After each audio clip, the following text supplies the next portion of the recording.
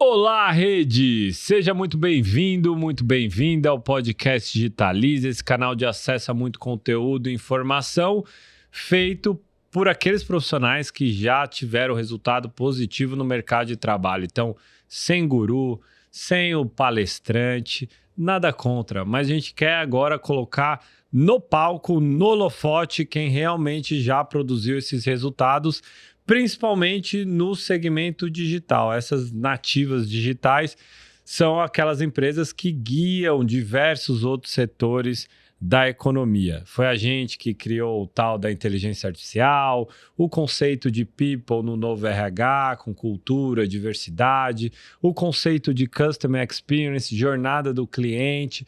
Tudo isso está nascendo nesta era nas empresas nativas digitais. Assim como foi na segunda revolução industrial, com a indústria, que criou diversos processos que até hoje muitas empresas replicam e praticam. E hoje você não pode perder, porque a gente vai falar de compliance. É um tema que todas as empresas têm necessidade, preocupação, mas muitas vezes não sabem como implementar. Implementar num conceito muito dinâmico, num cenário de muita transformação. Então, fica até o final que com certeza você vai aprender muito com isso. Então, não deixa de se inscrever aqui no canal, tá bom? Hoje a gente vai falar com a Cris, que é uma grande amiga, já passou por várias empresas, então já quero te agradecer muito pela sua presença. Mas antes de mais nada, embora todo o ecossistema digital possa te conhecer, conta um pouquinho dessa sua trajetória até chegar onde você está hoje. Conto sim. Antes de mais nada, Vitor, super obrigada pelo convite. Eu acho que você aí na frente da rede Digitalize vem desempenhando um trabalho magnífico, né? Já vinha ali na ABO2O, já acompanhava desde o início.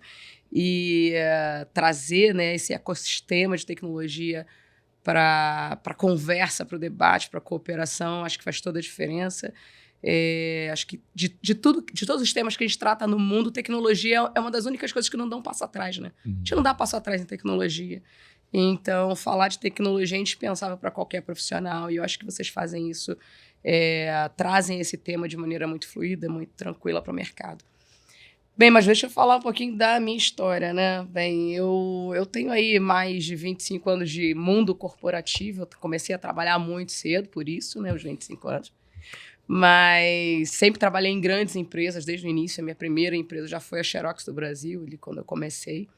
E nos meus últimos 17 anos, vou me concentrar nele, já que o tema aqui é compliance, meus últimos 17 anos foi atuando em compliance, efetivamente sempre liderando áreas de compliance em grandes empresas, né? Basicamente, eu comecei em compliance ali no mercado de capitais, na Ágora Corretora, antes mesmo da aquisição do Bradesco. Depois ela teve aquisição do Bradesco, eu fui para o Bradesco, integrei o departamento de controles internos e compliance do Bradesco. Com a aquisição do Bradesco, naturalmente, a Ágora teve um freio ali de desenvolvimento, né? Porque é natural você sair de uma estrutura mais enxuta como era a Ágora, em que os decisores estavam na mesa do lado, para uma estrutura de um grande banco como é o Bradesco. E aí, nesse gap, aí, nesse vácuo de aceleração, a XP aproveitou ali, né? Já vinha se mostrando como um grande player de mercado, e nesse vácuo que a Ágora teve, que era, na época, a maior corretora de varejo, a XP deu um salto muito grande e aí me fez um convite para ir gerenciar a área de controles internos de compliance da XP Investimentos. Fui para lá, né? Depois que eu estava lá quase 2 anos, foi quando a XP começou a ter um movimento, isso no Rio de Janeiro, né? Eu sou do Rio de Janeiro. Começou um movimento de migrar a operação dela para São Paulo. E eu não queria vir para São Paulo, né? Nada contra os paulistas, não briguem comigo. Mas eu não queria vir para São Paulo. Eu sou típica carioca da gema. E abri mão naquela época de vir para São Paulo, né? Com muita gente me chamando de louca, né? Porque para um profissional do segmento financeiro estar gerenciando a área de compliance na XP Investimento, naquela época era um sonho de muito profissional. Mas muito por eu ter Eu sou uma profissional, Vitor, que eu sempre tive um olhar muito grande para os tempos e movimentos do mercado. Né? Independente de eu trabalhar numa indústria, eu estou sempre de olho no que está acontecendo no mundo. Né? E tecnologia é uma coisa que sempre me chamou muita atenção, por isso eu integro com prazer aí a equipe. E nessa época já estava em discussão a regulamentação do mercado de meios de pagamento. E, naturalmente, os números já eram exorbitantes do volume movimentado nessa indústria. E aí eu falei, pô, peraí, né? Uma indústria nova que está chegando no mercado, vai ficar embaixo do Banco Central, a regulamentação vai vir muito próxima de tudo que eu já conheço e não tem profissional com experiência nesse mercado. Para que eu vou para São Paulo? Tem empresa aqui no Rio que opera esse tipo de produto que vai cair nessa regulamentação. E dito e feito, eu fiquei. E em menos de 3 meses eu já estava recolocada no mercado ali, né? Já tinha recebido um convite de uma empresa de meios de pagamento. E eu estou falando aqui de 2013, que tinha caído tinha começado e estava iniciando ali toda a regulamentação desse mercado e precisava de gente que conhecesse, que sabia lidar com o Banco Central, né? Eu já tinha lidado com o CVM, Ambima, enfim, todos os reguladores ali de mercado de capitais e banco, e instituição financeira. E aí fui. E aí tive mais um desafio, porque era uma empresa chamada DB Trans, ela não existe mais, ela teve uma fusão com a Sem Parar, que é aqui de São Paulo. Eu tive um novo desafio, que foi trabalhar com uma dupla regulamentação. Que era um mercado de transporte logístico rodoviário, né? E então estava embaixo das reguladoras de transporte, a NTT, a Artesp, a AGEPAR. E tinha um dos produtos que ela operava caiu na regulamentação dos mercados de meio de pagamento. Então, esse foi também um outro desafio que eu tive, que foi trabalhar com 2 regulamentações antagônicas e que em algum momento até conflitava, né? Que resultou em algumas idas nossas lá no Banco Central, inclusive para ajustar a regulamentação do Banco Central e falou, olha, do jeito que vocês estão desenhando aqui, não encaixa, porque para você eu sou o responsável, para a NTT eu não sou o responsável, e vice-versa, a gente precisa mostrar como é que funciona esse mercado. Enfim, esse eu acho que é um dos meus grandes diferenciais como profissional, mas eu vou continuar aqui na minha história, depois a gente volta nisso. Fiquei na DB Trans. A DB Trans foi comprada pela Fleetcor, que é o maior grupo internacional de cartão combustível. E aí a Fleetcor veio fazendo aquisições no Brasil, né? A DB Trans, e veio fazendo a aquisição do Sem Parar. A aquisição do Sem Parar foi feita por intermédio dessa empresa que eu estava, porque ele vinha querendo expandir, né? A Fleetcor vinha querendo expandir o negócio dela no Brasil, em todo esse segmento ali de pagamento de combustível, enfim, que era o grande know-how que ela tinha no mundo, e agregando outros serviços também. E aí fiquei no Sem Parar, e pouco tempo depois da aquisição do Sem Parar, o Sem Parar quis encerrar a operação no Rio de Janeiro, da DB Trans, e trazer tudo para São Paulo. E eu tive um convite de vir para São Paulo, e pela segunda vez eu não quis vir para São Paulo. E aí eu olhei mais uma vez para o mercado, falei, não vou, né? Ali eu já estava com muita experiência nesse segmento de meio de pagamento. Eu estava desde o início da regulamentação. De certo modo, a gente ajudou o Banco Central a ajustar a regulamentação. Então, logo que começou, o Banco Central soltou 6 normas e elas foram todas elas editadas, né? Pouco tempo depois. O Banco Central entendendo os ajustes que eram necessários para atender a variedade de indústria que existia nesse mercado, né? Mercado de meio de pagamento tem empresas de tudo que é tipo, né? Tem o pagamento digital, tem o pagamento de combustível, tem o drive-thru, enfim, tem o pedágio, né? Então, tem uma infinidade ali de empresas que estavam caindo nessa nova regulamentação. E, naturalmente, você não ia ter uma regulamentação que, num primeiro momento, conseguisse ali atender as especificidades dessas indústrias. Mas aí, mais uma vez, eu olhei para o mercado e falei, será que eu preciso ir para São Paulo, né? E uma coisa curiosa, né? Nesses 2 momentos, desses 2 convites, eu estava em processo de tratamento para engravidar, né? Então, no primeiro, quando eu estava na XP, eu estava fazendo tratamento no Rio para engravidar da minha primeira filha. E aí, vir para São Paulo significaria eu mexer nisso tudo, ter que procurar outro profissional. Já é um tratamento desgastante, né? E eu falei, não vou. E nesse segundo momento, eu estava fazendo a mesma coisa para minha segunda filha, né? Eu falei, não vou de novo. Bem, fiquei e, mais uma vez, né, entrei muito rapidamente, voltei para o mercado muito rapidamente para a OLX, que, embora seja uma empresa de tecnologia, eu fui para implementar o produto de pagamento do OLX, né, OLX Pay. Então, peguei o produto muito no início, muito na construção, justamente para ajudar as equipes de produto e desenvolvimento a fazer com que o produto subisse já adequado à regulamentação, né? A regulamentação já estava mais madura nessa época, já não tinha muito espaço para erro, né? Coisa que no início tinha, né? Tinha um espaço ali de erros e acertos, tanto da indústria quanto do próprio Banco Central, de ajustar a regulamentação. Nessa época ali, 2019, na OLX já não. Então, eles precisavam de gente com experiência. E eu fui para lá para isso. A gente conseguiu, né, ter o desafio de subir um produto de pagamento em plena pandemia. Na verdade, a pandemia acelerou o cronograma que a gente tinha, porque estava todo mundo em casa, né? Estava todo mundo isolado. Como é que eu ia comprar um produto no OLX e ia te entregar pessoalmente, trocar dinheiro, pagamento, né? O produto de pagamento digital se tornou ainda mais indispensável para o negócio OLX continuar funcionando, respeitando as regras de distanciamento. Então, a gente tinha um cronograma de 1 ano e meio que foi encurtado para 6 meses e aquela coisa, né? Turn yourself, né? Se vira aí, bota esse negócio para rodar que a gente precisa. Enfim, e conseguimos botar o produto no ar dentro do prazo que a empresa quis. Consegui fazer com que o Sem Parar estivesse no segundo bloco de autorizações do Banco Central. Então, ela foi autorizada ali a operar nesse mercado bem no início.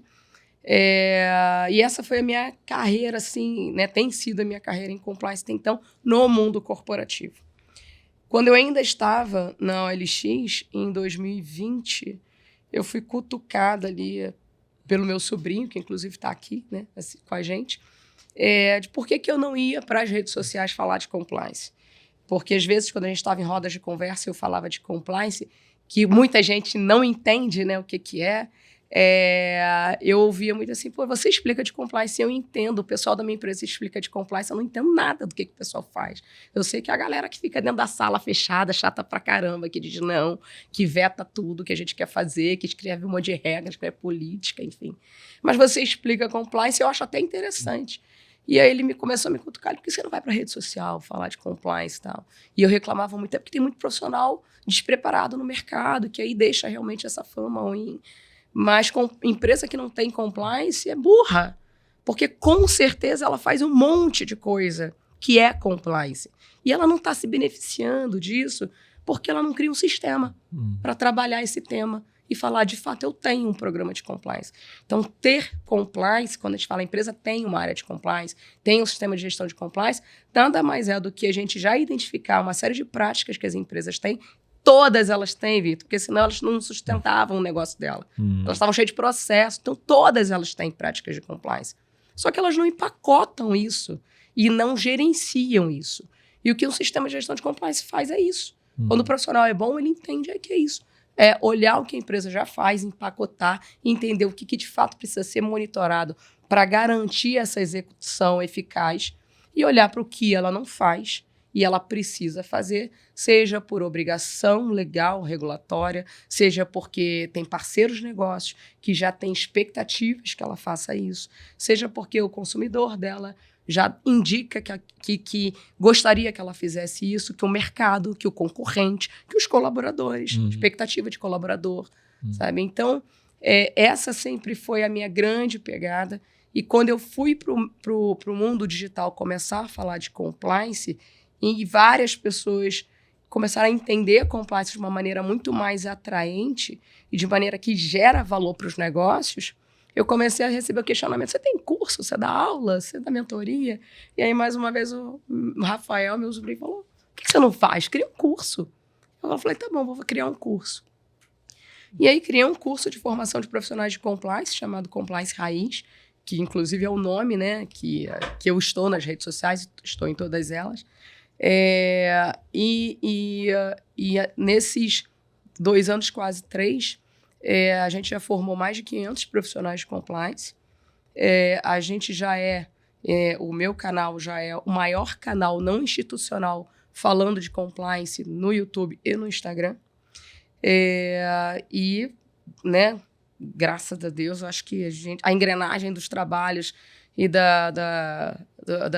do ciclo virtuoso vem funcionando, e cada vez mais eu venho recebendo convites para palestras, para consultoria. Inclusive, eu estou dando consultoria para uma empresa na Angola atualmente. Olha, eu estou completamente apaixonada por esse case, né? Estou dando, inclusive, né? Termina mês que vem, a maior empresa, a maior indústria de alimentos de Angola.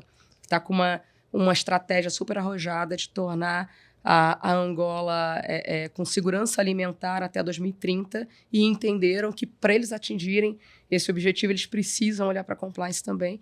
E eles foram aí nos países lusófonos procurar profissional que pudesse ajudar eles nisso, e chegaram até mim. Então, eu estou super orgulhosa nisso. E esse case foi de tanto sucesso, né? O Compliance Raiz ele tem tido tanto sucesso, Vitor, que em 2022 eu saí da OLX e passei a ficar full time nisso, né? Eu não voltei para o mercado, que eu falei, eu vou me dedicar a isso aqui, né? Eu vou cumprir com esse propósito aí de formar os melhores profissionais de compliance do mercado. Com essa visão, compliance é um programa de gestão de riscos, né? E toda empresa deve ter, não porque é obrigatório, mas porque gera valor para ela. E quando ela tem profissional que entende isso e trabalha dessa forma, ela investe, ela bota dinheiro, ela bota esforço, ela bota atenção, porque, de fato, ela gera valor para o negócio. Compliance gera valor. Então, essa é a minha trajetória dentro do compliance aí, né? Eu criei uma metodologia de implementação de programa de compliance própria, e essa metodologia eu criei ali em 2020, e ela foi muito legal, porque em 2021 saiu a primeira norma ISO de sistema de gestão de compliance. A gente não tinha no mundo um framework, né, um standard, que determinasse ali todo o escopo, né, de como tem que funcionar um sistema de gestão de compliance. E aí, quando saiu, né, eu lembro que eu falei, putz, vou ter que mexer no curso, né, vou ter que mexer no conteúdo. E, Vitor, eu não mexi uma vírgula no conteúdo do curso. Eu só acrescentei um módulo para explicar como se trabalha com norma ISO, porque é uma norma de certificação. Então, a empresa que ela implementa um sistema de gestão de compliance aderente às práticas ISO, ela consegue certificar. E, naturalmente, isso gera mais valor para ela e gera valor para a equipe de compliance, porque isso reduz trabalho operacional. Né? Quando vai fazer parceria, quando precisa buscar investimentos, ela tem um certificado. Fala aqui, ó, você não precisa olhar as minhas práticas, está aqui, ó. Já veio uma auditoria de certificação aqui e já disse que tudo que eu faço está aderente ao que um padrão internacional faz. Então, se eu sou uma subsidiária de uma empresa na Alemanha e eu implemento o sistema de gestão de compliance aqui com base na ISO, e a minha matriz, a minha controladora está lá na Alemanha com a mesma prática, a gente em algum momento conversa, porque a gente está com a mesma metodologia de trabalho. E a metodologia que eu tinha criado no Compliance Raiz, ele encaixa completamente na norma ISO. Então, agora, assim, o que eu venho numa etapa de amadurecimento, e eu falo muito na norma ISO, porque eu entendo que a gente tem que caminhar nesse sentido de um padrão internacional, porque cada vez mais a gente tem empresas multinacionais, investimentos estrangeiros, abertura de capital. Então, você trabalhar com um padrão internacional é o melhor caminho, sabe? Então, o Compliance Raiz, assim, ano a ano, ele vem tendo cada vez mais sucesso e os contratos estão aparecendo, as abordagens estão vindo, sabe? Eu tenho orgulho de dizer que eu nunca fiz um approach de venda em nada do que eu faço além do curso, e as coisas vêm acontecendo, que eu acho que é a maior comprovação de que o trabalho está bem feito, né? Está dando resultado, isso está sendo visto pelo mercado, porque 75% dos meus alunos no curso são profissionais atuantes em empresas, né? Curiosamente. Eu achei que eu fosse pegar só iniciante. E a dor do pessoal é exatamente essa. Eu tenho muita dificuldade de conversar com a alta direção, eu não consigo investimento, eu não consigo... Claro, você chega na alta direção e fala que você vai implementar um programa de ética. O que você está querendo dizer? É vender beleza para quem você acha bonito, né? Você está esperando que a empresa fale assim, realmente a gente precisa disso, porque a gente não trabalha com ética. Não, né? O teu approach com a alta direção tem que ser outro. né? Tem que ser outro, tem que ser uma visão de risco. Eu protejo o negócio, eu dou sustentabilidade para o negócio. Né? Eu deixo com que você acelere a potência do teu carro, porque a gente cuida do airbag, a gente cuida do freio ABS, né? A gente é uma área de controle, pode botar mais potência, porque a gente cria mecanismos de controle aqui para suportar, né, os novos riscos que virão com essa potência maior da empresa. A visão é essa, né? Pô, Cris, parabéns aí pela trajetória, assim, eu não tinha tanta riqueza de detalhes assim da sua trajetória, porque boa parte de alguns caminhos que você citou aqui, a gente se cruzou, mesmo se na época não se conhecia. Você citou lá as primeiras regulações do SPB, o Sistema de Pagamentos Brasileiro. Foi de fato a origem de tudo isso, tanto da Associação Brasileira Online e Offline, que mudou de nome, agora é Movimento Inovação Digital, que eu ainda presido, que hoje tem 23 unicórnios, tem mais ou menos 180 scale-ups, mas tudo nasceu por causa daquele movimento. Porque no final de 2016, na época, inclusive, que a gente teve a Lei Complementar 157, que botou lá, já tinha um início de tentar inverter a lógica de arrecadação de ISS para o local do tomador, para alguns segmentos que não necessariamente foi para frente, teve judicialização, tem um monte de coisa. Mas que não veio a casa, é muito juridiquês.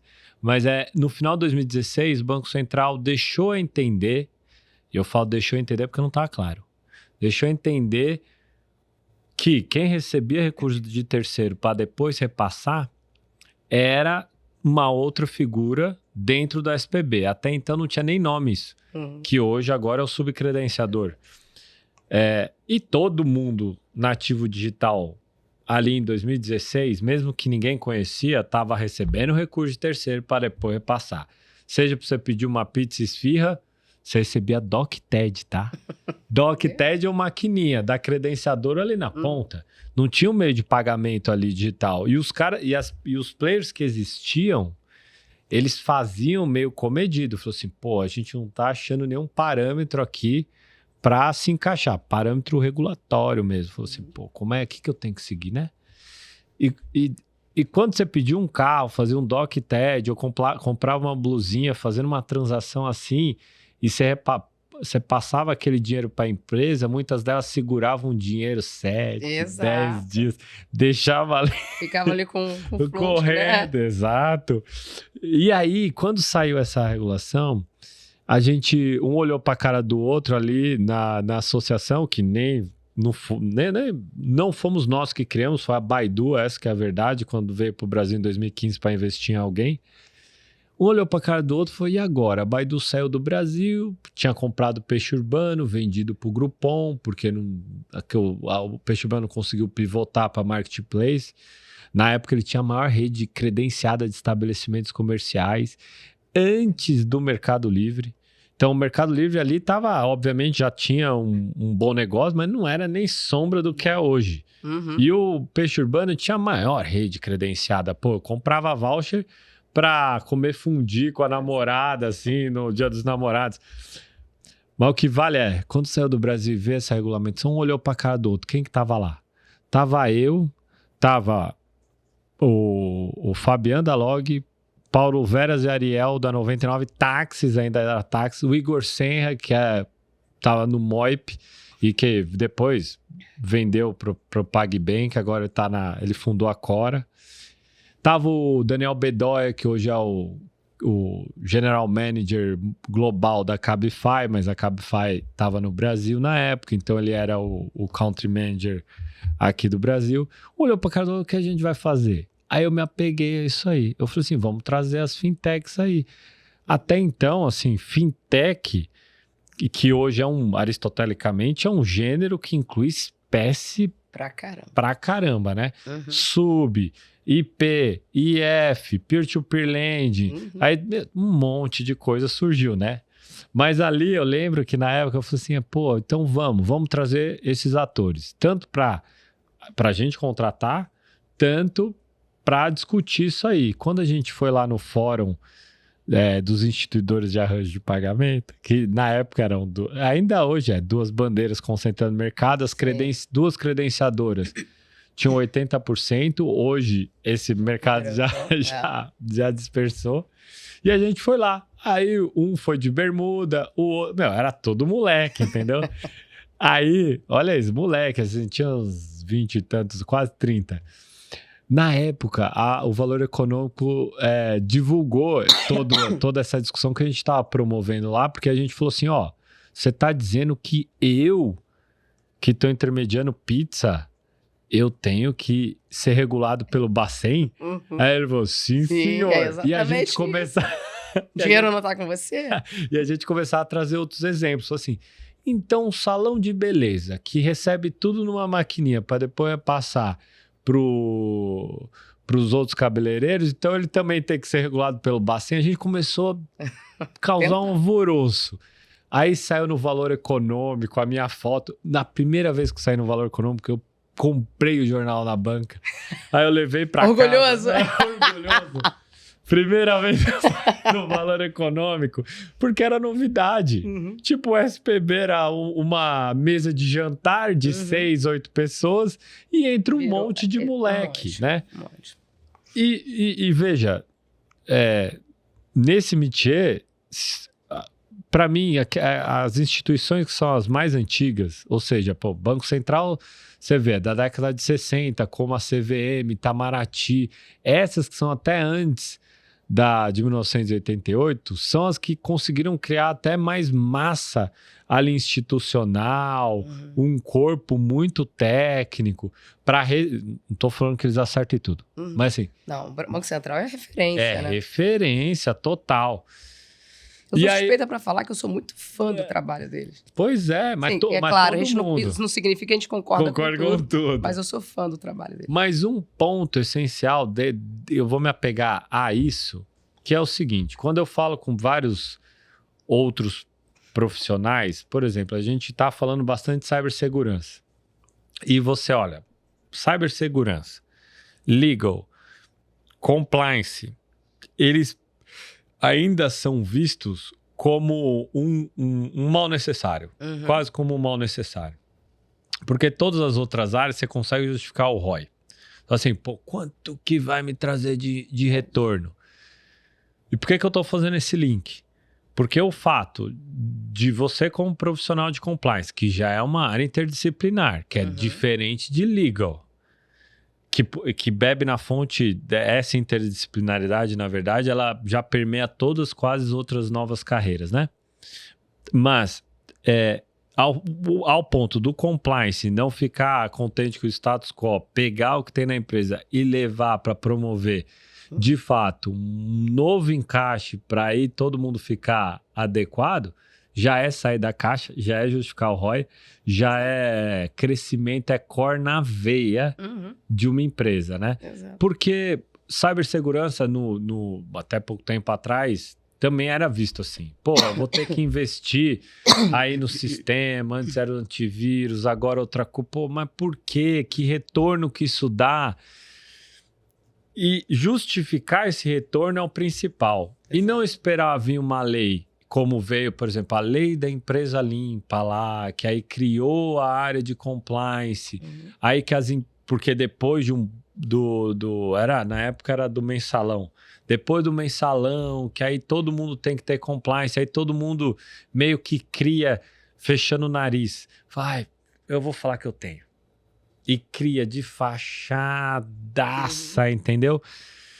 Pô, não deveria ser assim, porque a área de compliance, de fato, traz retorno para esse investimento. Então, assim como as novas carreiras que vêm surgindo aí, que são interdisciplinares na veia, né? Você vê CX. CX é uma mistura de tecnologia com UX, que é mexer no produto para ficar com uma boa jornada do cliente, até o clássico atendimento ao cliente. Então, deu problema, vai lá atender. É o telemarketing, o call center, independentemente do canal que você vai utilizar para resolver essa dor, né?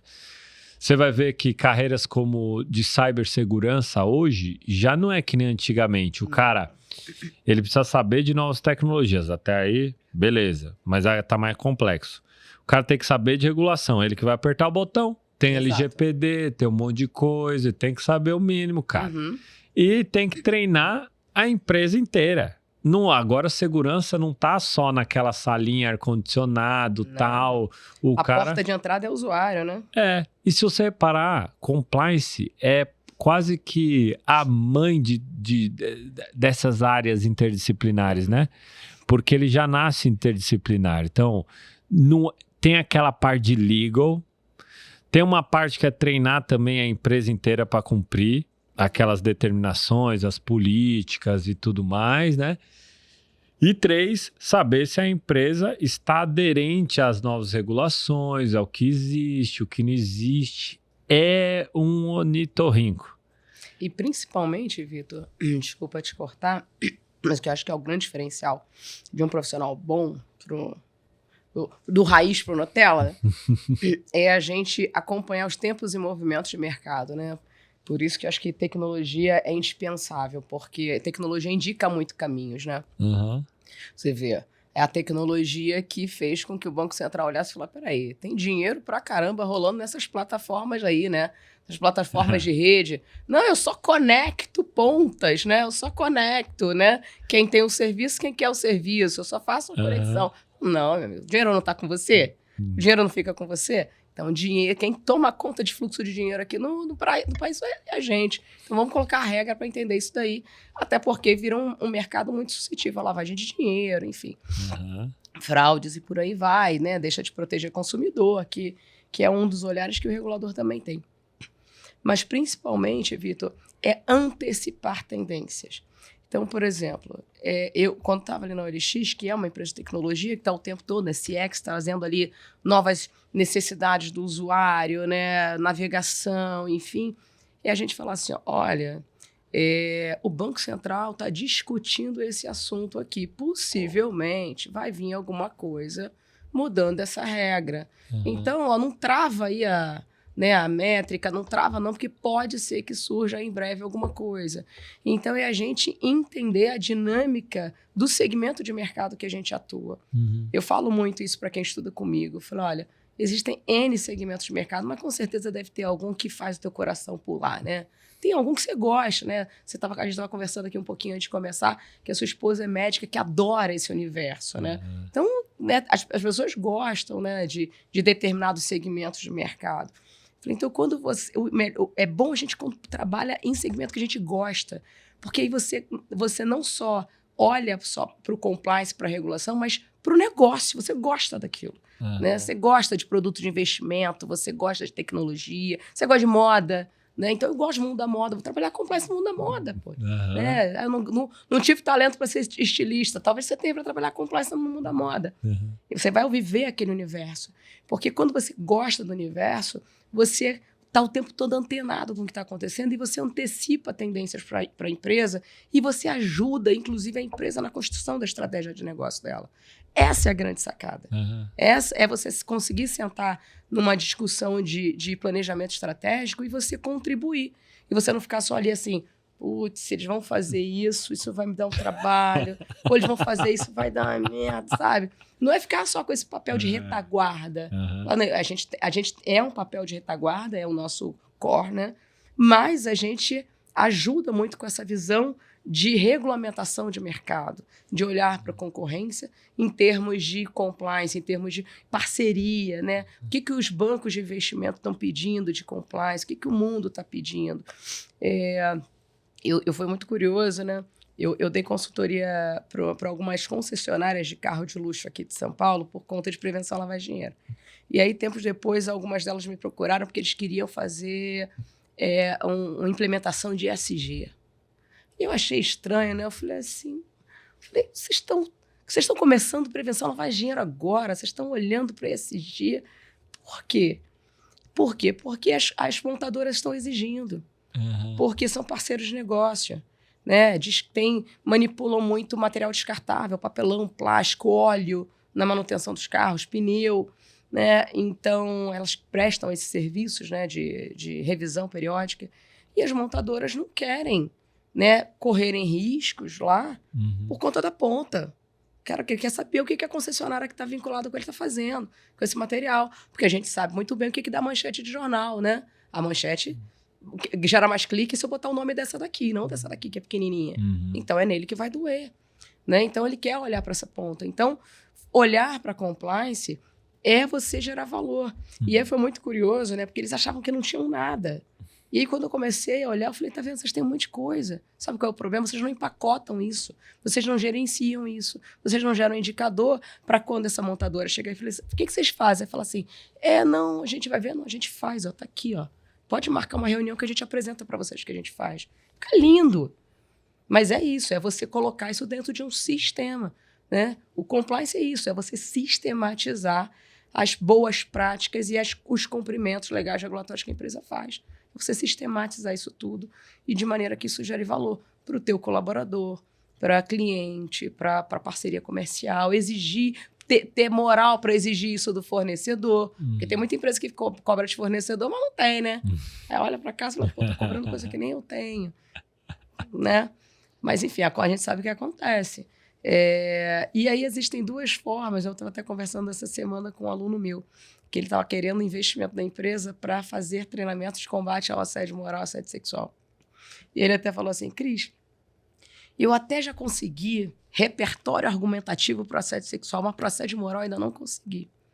Eu falei assim, olha só, vamos parar para pensar aqui. Assédio moral causa uma série de danos para a empresa. Perda de produtividade, né, piores entregas dos colaboradores, um ambiente tóxico, pessoas infelizes. E existem uma série de estudos que já mostram que pessoa feliz trabalha mais e melhor. Cata isso, pesquisa isso, você vai achar. Tá? Na internet está tudo disponível, essas pesquisas. E eu falei, tem um outro dado que pouca gente fala. Você combater assédio moral dentro de uma empresa, você diminui o risco de fraude. Ninguém faz essa conexão. Porque uma liderança que comete assédio moral, ela pode estar fazendo a coisa errada. E escondendo isso da sua equipe, não deixando que a sua equipe participe. Então, ele não inclui o Vitor em certas reuniões, ele exclui o Vitor de certos trabalhos. Não, deixa isso aqui, deixa que eu faço.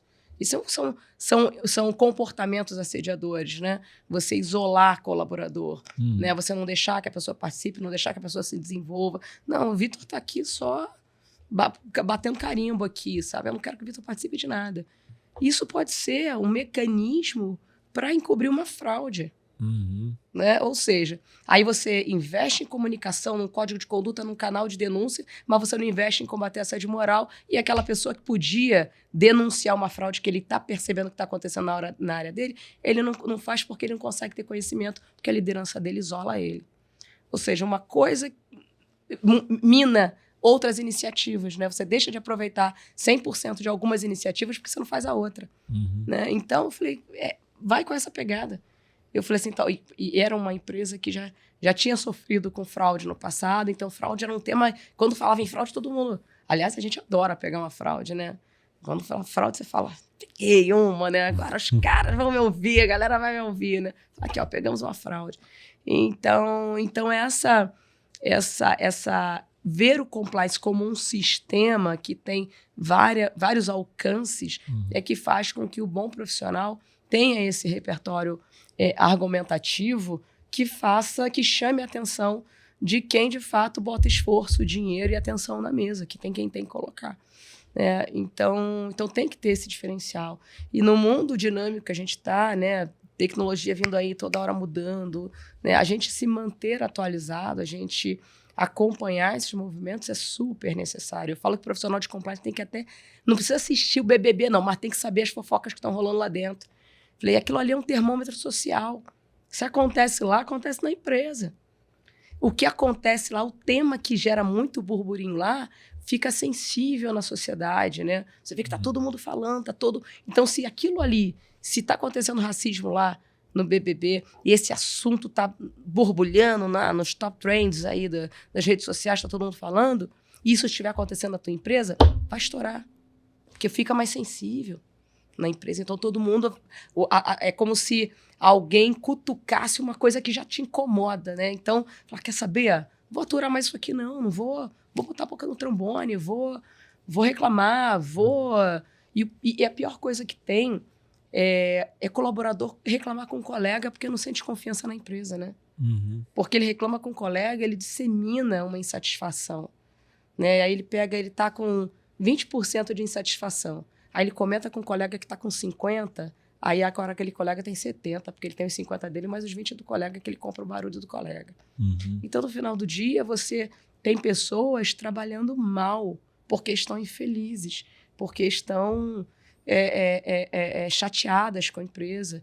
E a empresa não está fazendo nada, para estar fingindo que não vê. Isso é uma burrice, fingir que não vê isso. Tem muita empresa que fala, não, eu vou mexer nisso, é mexer em vespeiro. Eu falo, não é você mexer em vespeiro.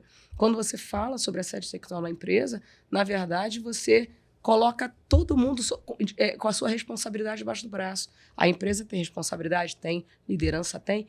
E funcionários também, colaboradores também têm sua responsabilidade nessa agenda. Todo mundo é responsável nessa agenda. Eu dei um treinamento para uma empresa sobre combate a assédio moral e sexual. Sabe o que eu levei, Vitor? Eu levei foram 45 segundos de um vídeo da banheira do Gugu. Lembra da banheira do Gugu? Foi um alvoroço quando eu botei aquela música. Ale. Eu falei, sabe o que era isso aqui, gente? A última edição da banheira do Gugu foi em 2001, quando assédio sexual já era tipificado como crime.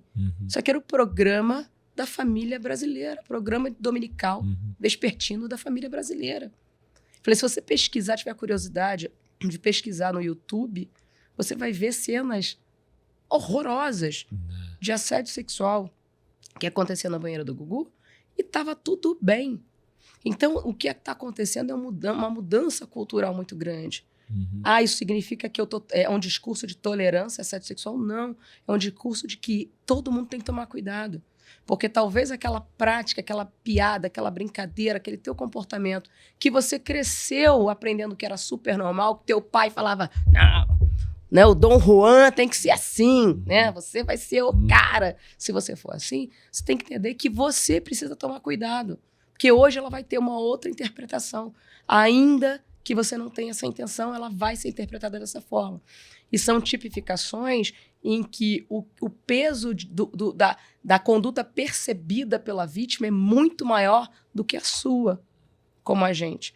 Então, todo mundo tem que ser responsável, tem que entender essa mudança cultural para que a sua conduta não seja interpretada dessa forma e para que você entenda que isso hoje é um crime. E aí eu ainda vou mais longe, Vitor. E para o profissional de compliance também entender que quando ele conclui uma denúncia dentro do canal da empresa dizendo foi assédio sexual, o que ele está registrando no sistema de uma empresa é de que existe um criminoso ali dentro. Isso é muito sério. Isso tem que ser tratado com muito cuidado, com muita prudência.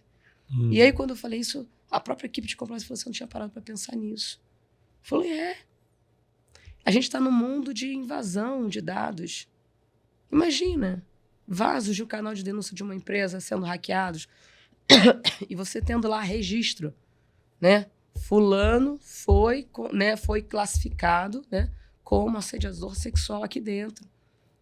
E das duas, uma, ou a empresa manteve ali dentro, o que é péssimo. Né? Eu disse que eu ratifiquei, eu identifiquei elementos que dizem que ele é uma pessoa, ela é uma pessoa assediadora, cometeu assédio sexual aqui dentro, e eu mantive a pessoa aqui dentro. Faz sentido isso? Não. Ou então você desligou aquela pessoa, e aí, que acolhimento, que apoio você deu para essa vítima, para que, de fato, ela busque no judiciário essa condenação? Porque quem é que no Brasil tem autoridade para condenar criminalmente alguém? Não é uma empresa. É o judiciário.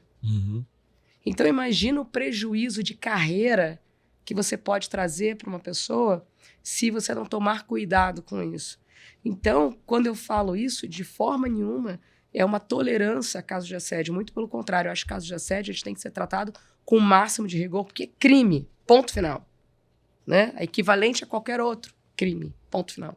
O que eu estou falando é que a gente precisa ter cuidado no tratamento disso. E esse cuidado eu falo para o profissional de compliance, para a liderança da empresa, para não cometer condutas que possam ser assim classificadas, e para as pessoas da empresa. Olha, quando você aponta alguém e fala, essa pessoa cometeu assédio sexual comigo, o que você está dizendo é que essa pessoa é criminosa. Isso é sério. Né? Você tem certeza que o que ela cometeu foi exatamente isso? Será que você perdeu oportunidades de tratar essas condutas, né? São outros tipos de desvio de conduta, condutas inadequadas, em outras esferas, em esferas de gestão, em esferas de recursos humanos, ou com o próprio compliance, mas olha, o fulano tem comportamentos comigo que eu não gosto, que eu acho abusivos, que eu acho que em algum momento vai exagerar, vai me ofender, né? Então, eu acho que é essa conscientização que a gente tem que trabalhar mais fortemente. Você falou muito, muito bem numa conversa que a gente teve aqui, que tudo na vida é assim, né? Um assunto vem, né? Aí ele sobe e aí ele entra num platô de maturidade. Então, acho que a gente tem que, em alguns assuntos que estão muito sensíveis no compliance, a gente tem que entrar nesse platô de maturidade. E às vezes, a gente tem muito profissional do mercado que escuta, né, esses temas que estão no momento e são necessários, tem que ser muito intensificados os debates no momento. Foi corrupção, a corrupção esfriou um pouquinho, veio assédio sexual, assédio moral, e aí a gente tem que entrar num platô de maturidade nesses temas, porque a gente tá vindo na onda de saúde mental. Né? A gente tem estudos agora que saíram em 2023 em que saúde mental, né, transtornos mentais já está sendo considerado epidêmico no Brasil. E, ora, se eu passo a maior parte do meu dia, a maior parte do meu dia que eu estou acordada, eu passo dentro de uma empresa, naturalmente, esse ambiente ele tem um potencial muito grande de ser o grande gerador desse meu mal-estar. E é óbvio, né, Vitor? A gente sabe que no mundo, né, do governo e da iniciativa privada, a gente sabe que o coração mais sensível é o bolso. Isso vai começar a pesar no bolso do governo. E o que hoje é a expectativa das empresas, né? A gente tem o selo, né, empresa promotora da saúde mental, hoje é um selo, né, para a empresa. O governo engajando a empresa, né, promove iniciativas para a saúde mental.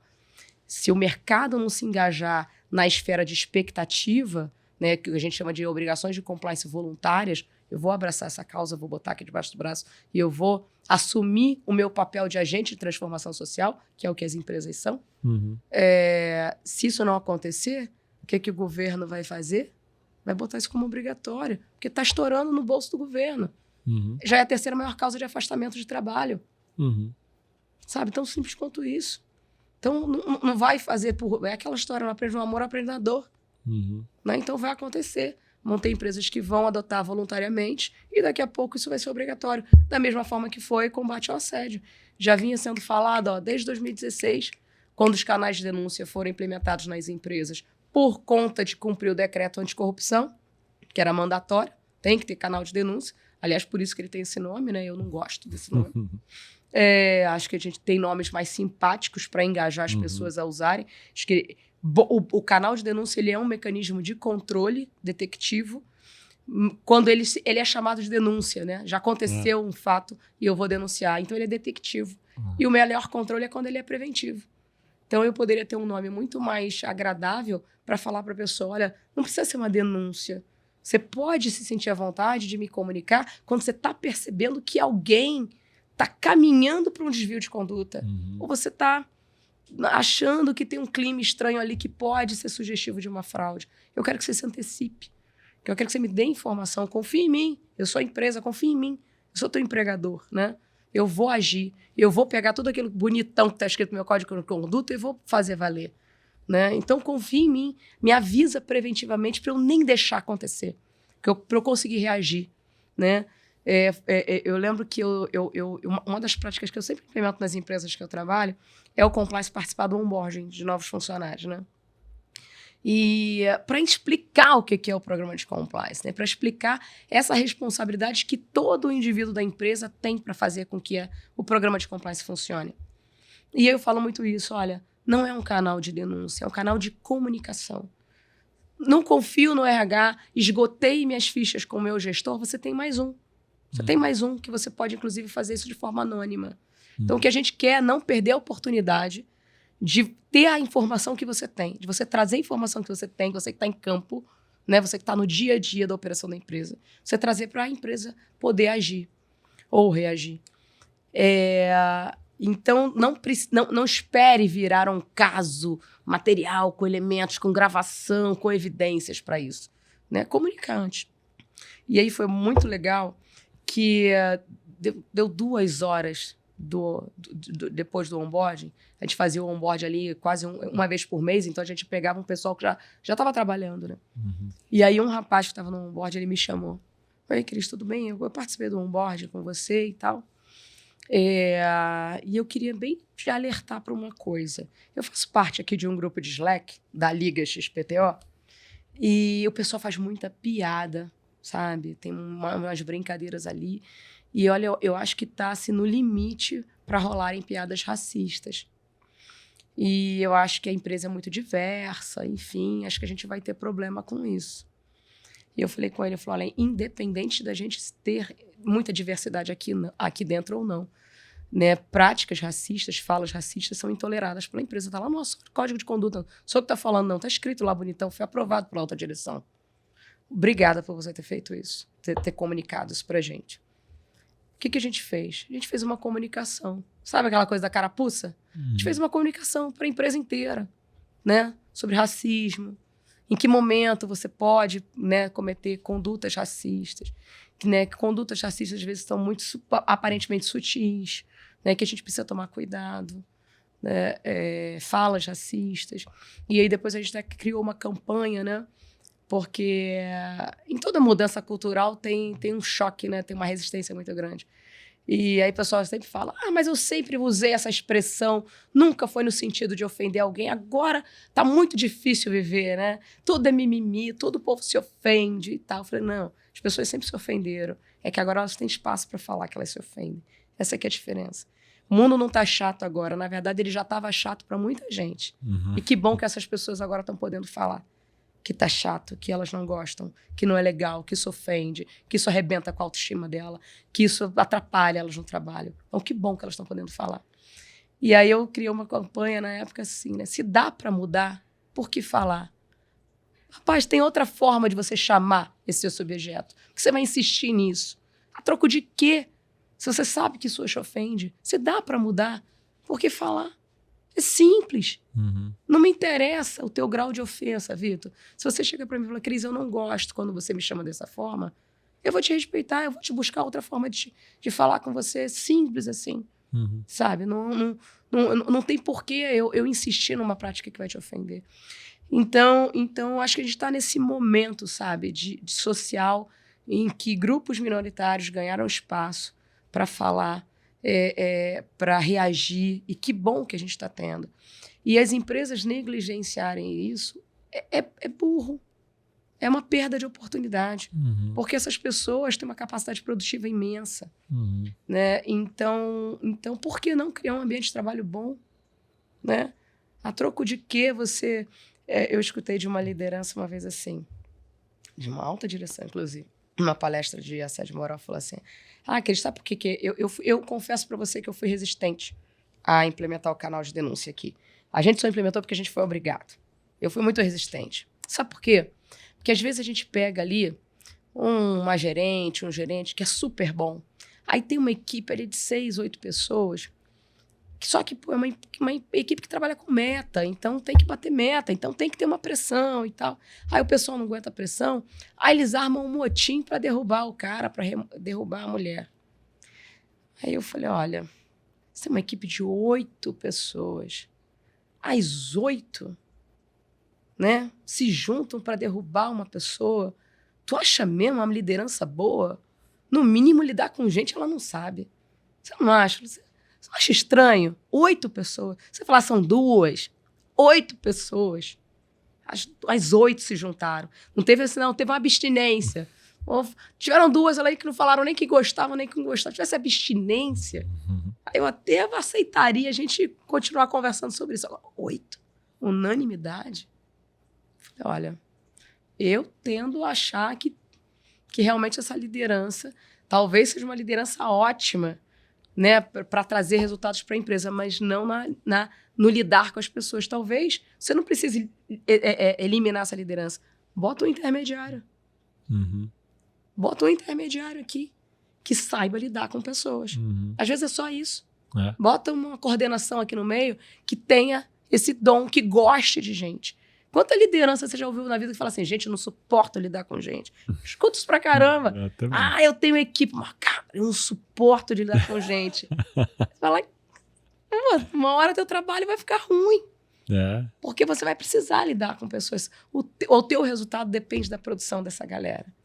E você vai ser bom quando você souber fazer essa galera trazer mais ideias, trazer mais resultado, enfim. Se você não gosta de lidar, você pode ser o melhor ator que for. Uma hora você vai errar a mão. Mas sabe, você não gosta de lidar com gente.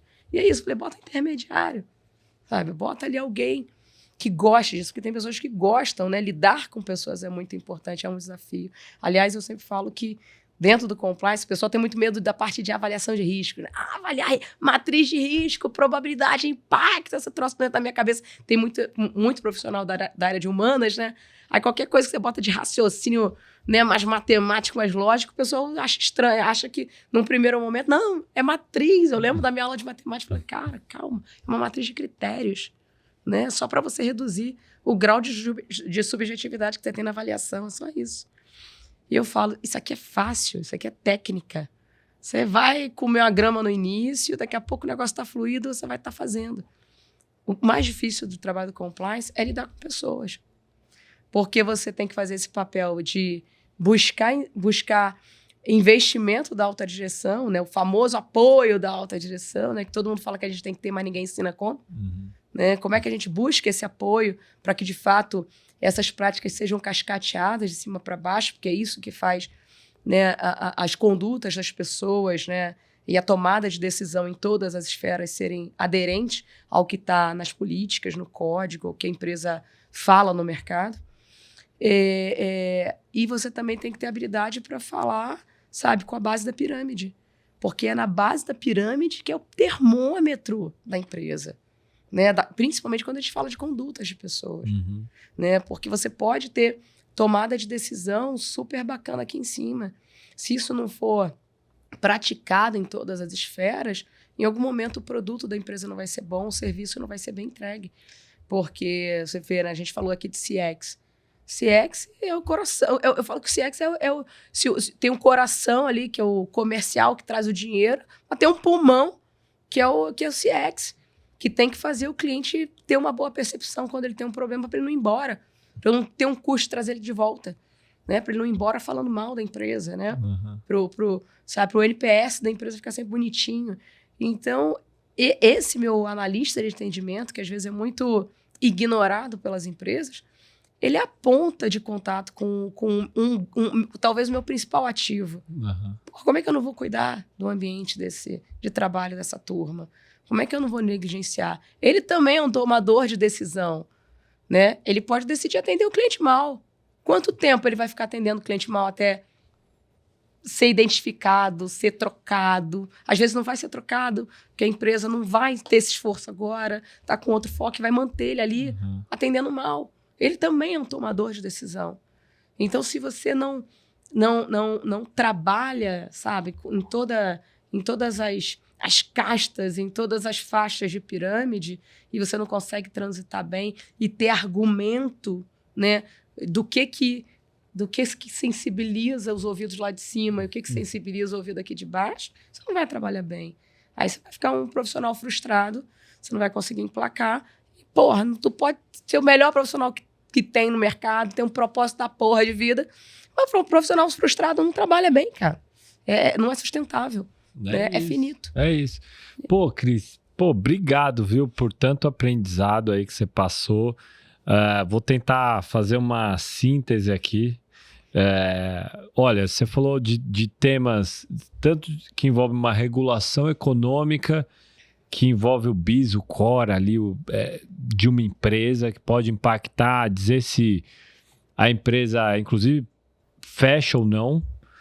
Você tratou de temas que envolvem o aspecto da cultura da empresa, então temas que envolvem recursos humanos mesmo, e como que compliance pode ajudar nesse processo junto com uma área que é de recursos humanos, regulação econômica pode ser junto com legal, inclusive.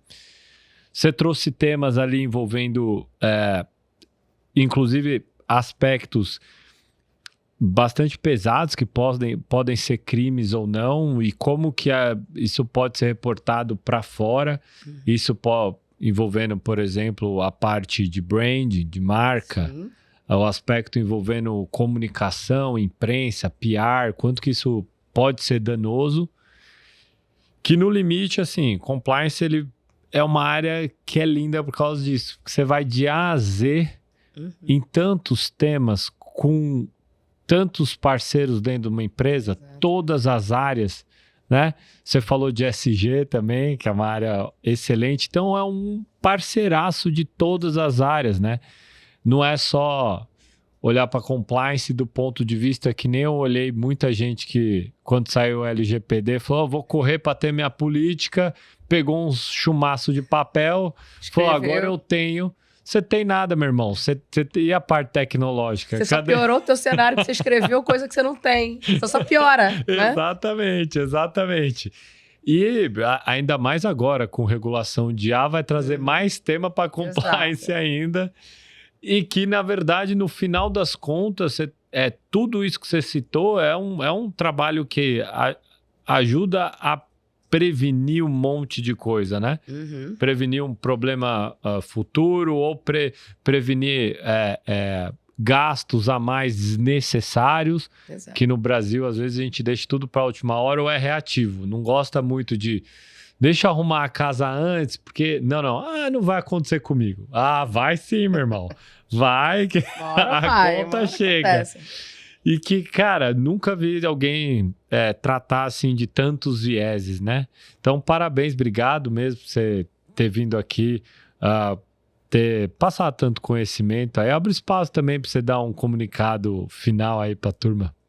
Obrigada, Vitor, mais uma vez aí pelo convite. Você sabe que eu acompanho muito você. Eu acho que o trabalho do Movimento de Inovação Digital é impecável, né? Tem que trazer tecnologia. Tecnologia não dá para dissociar, acho que nenhuma área de conhecimento de tecnologia, então a gente tem que falar sobre isso. O mundo está cada vez mais digital, não dá para ignorar, né? A gente de vez em quando vê uns posts assim, saudade de quando eu ia comprar jornal da banca de jornal. Eu falei, vai lá, vai, deixa teu celular e teu smartphone e vai lá comprar. Não vai, né? Tem uma nostalgia, mas a gente gosta de tecnologia. E o que a gente precisa, de fato, é caminhar de maneira que as relações de trabalho sejam corretas, que os direitos humanos sejam respeitados, que a parte ambiental seja incorporada na visão das empresas, porque são temas, né? Acho que cada vez mais as pessoas estão entendendo que está tudo junto e misturado, né? Se você não olha para o social, se você não olha para o ambiental, uma hora vai doer no teu bolso. Uma hora o teu negócio vai ser afetado, né? Então, se você não olha para reuso da água, daqui a pouco você não vai ter água para produzir o teu produto, né? Se você não olha para melhorar cenário de mulher no mercado de trabalho, você está desmerecendo um mercado consumidor que é cada vez maior, porque é a maior população, né? Já vem despontando com maior população em diversos países, né? Então e mesmo às vezes quando não nem quem toma a decisão de consumo muitas das vezes dentro de uma casa, né? Então você está ignorando, está deixando de botar dinheiro no bolso, talvez quem seja o teu maior comprador, né? Então eu acho que essa mudança de chave que o profissional de compliance precisa ter, sair um pouco só daquilo que é regulatório, é importante, mas é a parte mais fácil de trabalhar, Vitor. Eu falo isso para os meus alunos. Trabalhar com regulamentação é fácil, sabia? Porque tá obrigado. Branco, você é obrigado. Agora, obrigado. Você sentar com os tomadores de decisão e falar, olha, tá aqui, ó, a gente é obrigado a fazer isso aqui agora, tá aqui a multa se a gente não fizer, tá aqui a sanção que a gente vai ter, né? Vai ter que estampar no site que teve vazamento, enfim, vai ter um diretor que vai responder por esse negócio aqui. Então, essa é a parte mais fácil, porque é mais tangível, né? É mais materializável para a alta direção. Isso também não significa que a gente sempre vai ouvir assim, vamos adequar tudo nesse primeiro momento, a gente sabe disso. E tá tudo bem também, Vitor, porque a gente trabalha com uma abordagem baseada em risco. Talvez dentro daquele negócio, aquela obrigação não é a de maior risco, não é a que vai gerar o maior impacto, tem outras. Então isso também é a inteligência do profissional de compliance. Falar, olha, a gente precisa fazer 10 coisas e dentro do que a gente estudou, analisou e jogou numa matriz, a ordem de prioridade é essa daqui. E aí, de acordo com a saúde financeira, disposição, engajamento da empresa, vai fazer até a 5ª linha. A da 6ª até a 10ª a gente vai deixar para o ano que vem. Tá bom, combinado não sai caro. Assunção de risco, quem faz é a alta direção da empresa. Não profissional de compliance, a gente dorme com o travesseiro tranquilo, né? Sono do justo, porque o nosso trabalho está bem feito. E vida que segue e ciclo de melhoria contínua. Né? Então, essa é a parte mais fácil de trabalhar. O desafiador é justamente quando a gente trabalha na esfera de expectativa. Expectativa de nova regulamentação, de uma conversa que o regulador está tendo, de um novo mercado que vai surgir, de uma oportunidade, de um assunto que está muito sensível no mercado, que eu posso estar sendo um caldeirão desse problema aqui e não estou vendo. Então, quando a gente trabalha em assuntos que está na esfera da expectativa da empresa observar e tratar e dedicar atenção para tratar isso de alguma forma, né, com muito pouco ou nenhum investimento, só na raça mesmo, como muitas vezes a gente faz, aqui que está o grande desafio. E esse tem sido o meu diferencial na formação de profissionais, sabe, Vitor? Eu tenho a minha ambição de formar os melhores profissionais de compliance no mercado e eu estou formando pessoas incríveis, pessoas que já tiveram ascensão exponencial nas empresas onde estavam. E justamente por essa mudança de olhar. A gente é parceiro do negócio da empresa. A gente não é inimigo do negócio da empresa. A gente tem que ser parceiro do negócio da empresa.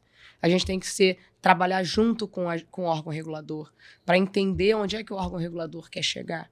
Né? E aí sim, talvez a gente até contribuir para uma mudança de regulamentação, como aconteceu comigo quando eu estava lá no mercado de meio de pagamento. Né? A gente conseguiu eliminar produtos da empresa, da regulamentação, porque a gente entendeu, né, eu e minha equipe, a gente entendeu onde é que o Banco Central queria chegar naquele momento e a gente conseguiu mostrar para ele que o nosso produto não era um caminho de risco para aquilo que ele estava querendo blindar. Né? Então, esse é o diferencial do profissional bom, sabe? Que eu chamo do profissional que é compliance raiz, da galera que é compliance Nutella aí no mercado. É isso. Obrigado, Cris. E você que ficou até agora, meu muito obrigado. Não deixe de se inscrever aqui no canal, acessar os outros episódios que com certeza você vai aprender muito também. Esse ser digital não envolve só tecnologia, como vocês estão vendo, é nova cultura, novo processo, nova gestão que deriva para todos os outros setores da economia. A gente está vivendo um momento de inflexão e aqui, pelo menos, a gente traz quem sabe do negócio. Tá bom? Valeu, obrigado e até a próxima. Tchau, pessoal.